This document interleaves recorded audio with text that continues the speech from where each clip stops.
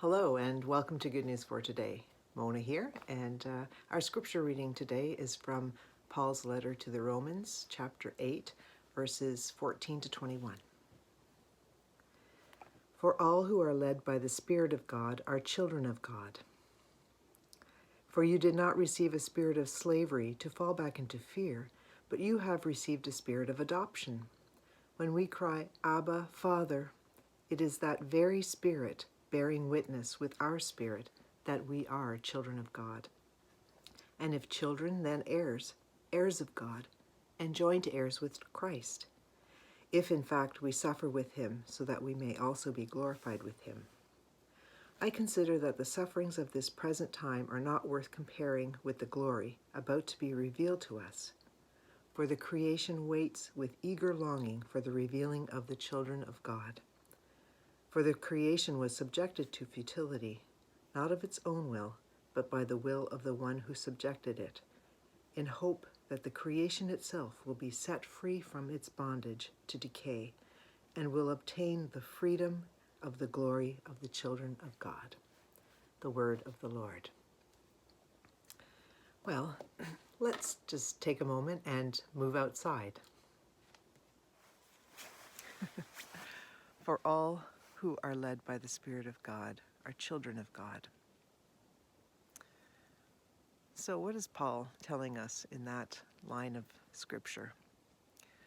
Well, I think for any leading of the Spirit, for any of us to be led by the Spirit, there is a very necessary action that we need to do in order to be led by the Spirit. And that is to adopt a posture of listening, to carve out some time and space and silence to really pay attention to what we are hearing, to discern the voices of the world from the voice of the Spirit, who wants so much to lead us into God's ways. I came across this very interesting part of history. In my musical adventures, I discovered that there is this piece of music written by the composer John Cage back in the 50s, 1950s, who wrote a piece called 433.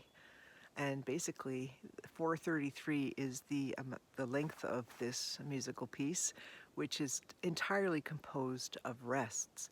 So there is no music playing, no music as we know it.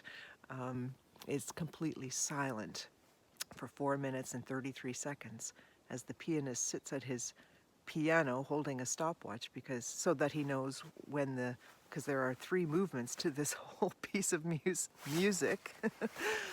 So I found that to be fascinating, that someone would actually compose a time where there is silence, where there's nothing coming from the performers other than their presence on the stage. And so what does that have to do with our good news for today?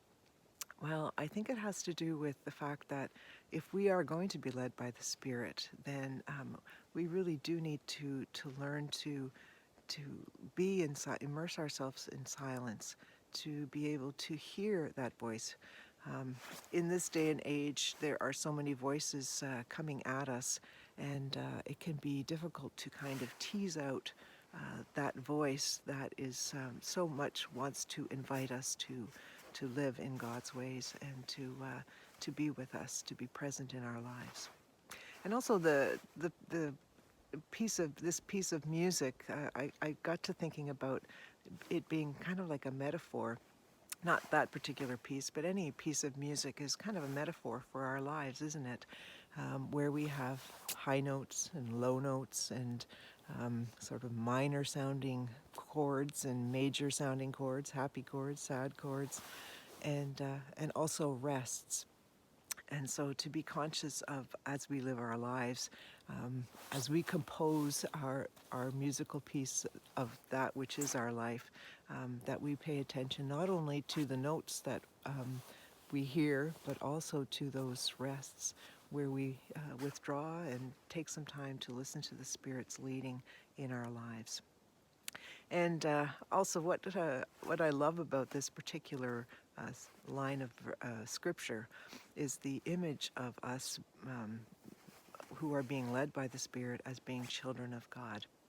And so I just pray that as you live out your symphony, that is your life, that you pay particular attention to the rests in it as well as the notes. And I just leave you with this little short clip of my granddaughter who is obviously, in my eyes, a child of God, and just the free spirit that she has in her life, and that we too, as we are being led by the Spirit, this Spirit wants to lead us in lives of such joy that you will witness in this little video. So have a great day, and we'll see you really soon. Take care. Bye-bye. I got the Need for Speed.